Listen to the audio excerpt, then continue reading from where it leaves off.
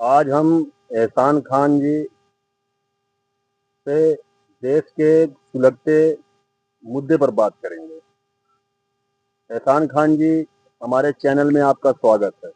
धन्यवाद। पहला सवाल, राम मंदिर में चोरी को लेकर कार्रवाई से क्या आप संतुष्ट हैं?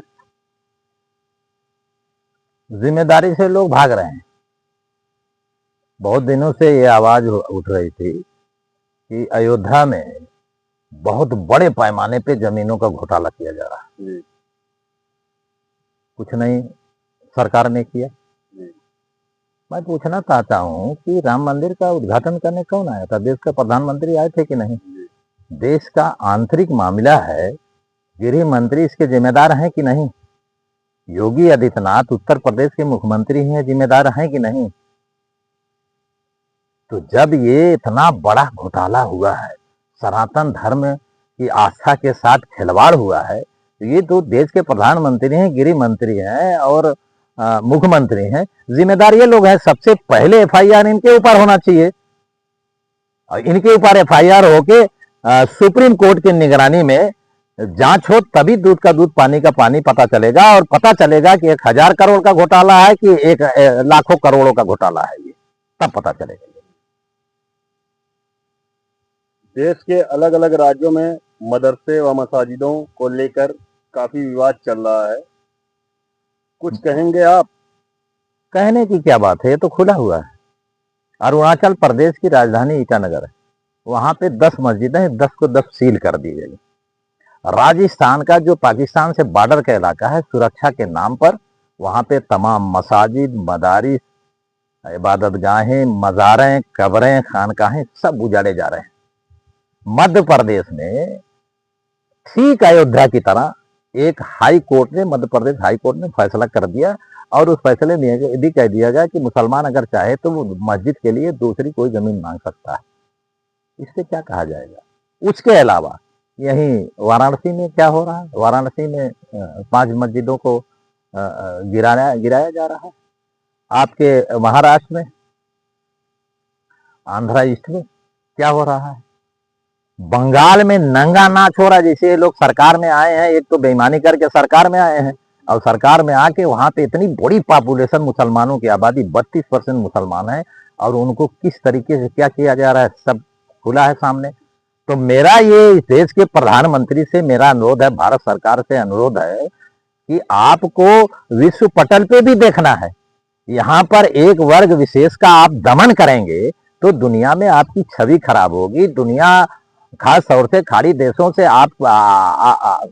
आपका नाता जो है वो कसमकस में हो जाएगा, तमाम तरीके के विवाद होगा। आपको इससे बचना चाहिए और हम मुसलमान भी इस देश के नागरिक हैं, सभी को बराबर का हक है।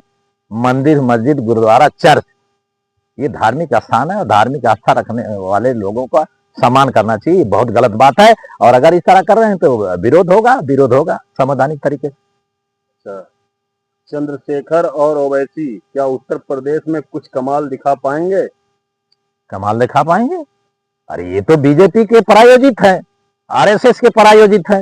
लोग कहते हैं कि बड़े पैमाने पे पैसा लेके ओवैसी को लगाया गया कि मुसलमानों को तबाह कर दो, यानी कुछ वोट काट के अखिलेश को खत्म कर दो, मायावती को खत्म कर दो और चंद्रशेखर रावण को तो सीधे सीधे दलितों को बांटने के लिए लगाया गया है, विशेष तौर पे जाटा और चमार बिरादरी को कि बांट दो, मायावती और दलित लीडरशिप खत्म हो जाए। इसमें कोई कहने की बात है क्या? ये दोनों आरएसएस और बीजेपी द्वारा प्रायोजित है। 2027 में किस तरह आप देखते हैं किसकी सरकार बनने जा रही है? आप किसके साथ? बीजेपी 50 सीट जीतेगी, 50 से 100 के बीच में रहेगी, इससे ऊपर नहीं जाएगी। लिख लीजिए, ये स्क्रीनशॉट निकाल लीजिएगा, जो लोग सुन रहे हैं वो भी देख लेंगे। और दलित, पिछड़ा और अगड़ी जात के बहुत सारे लोग, विशेष तौर से ब्राह्मण, तो इनको 100 में 1% वोट नहीं देगा, ये आप लिख लीजिए। वो अपना भूला नहीं है, इनकाउंटर से लेके तमाम अत्याचार वो कुछ भूला नहीं है। ये सब एक होके एक तरफा वोट करेंगे। लेकिन एक सवाल है कि बीजेपी को परास्त सपा कर पाएगी कि बसपा कर पाएगी, इसका फैसला अभी नहीं हुआ है। और जो दलित और पिछड़ा है वो अल्पसंख्यकों का इंतजार कर रहा है, खास तौर से मुसलमानों का। मुसलमान किसके साथ जाएगा, उसमें एक छोटा सा, चाहे कार्यकर्ता समझ लीजिए, चाहे उनका समर्पित नेता समझ लीजिए, चाहे समाज के दलित, पिछड़े, गरीब, अमीर, विशेष तौर पे मुसलमानों की लड़ाई लड़ने वाला एहसान खान को समझ लीजिए, उसकी तरफ भी देख रहा है कि वो किसके साथ होगा, उसी की सरकार बनेगी, ये मैं आपको विश्वास दिलाता हूं। भारत 2047 में महाशक्ति बन जाएगा, मोदी सरकार कहती है, आपकी क्या प्रतिक्रिया है? अरे शर्म आनी चाहिए मोदी को, मोदी सरकार को।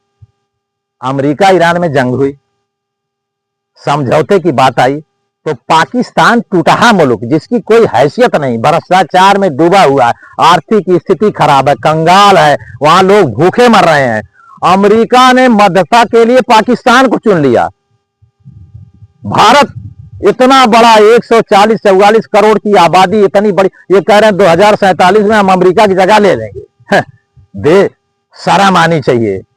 इन्होंने क्या किया, गैस की किल्लत, लोग लाइन लगाए बैठे हुए हैं, समझ रहे, दाने दाने की मोहताजी, भूखमरी, गरीबी, लोग अपनी शादी ब्याह नहीं करे, भ्रष्टाचार चरम पे है, तमाम तरीके का ये हालत है कि बताया नहीं जा सकता। और ये कह रहे हैं विश्व गुरु बन जा, कैसे बनेंगे? देश की जीडीपी कितनी है ये नरेंद्र मोदी बताए, कहां पहुंच गई है, देश कितने कर्ज में डूबा है ये बताए, आर्थिक, सामाजिक, राजनीतिक, शैक्षिक रूप से देश के लोग कितना सुदृढ़ हो गए वो बताएं। इस पे नहीं आएंगे, बस हिंदू मुसलमान, हिंदू मुसलमान, हिंदू मुसलमान। उत्तर प्रदेश में ये नहीं चलने वाला है। और ये जान लीजिए कि उत्तर प्रदेश में जब बीजेपी पूरी तरह परास्त होगी, 50 से 100 के बीच में आएगी, जब यहां ये खत्म होंगे तो भारत में इनके खत्म होने में 1 मिनट नहीं लगेगा, यही हमें विश्वास।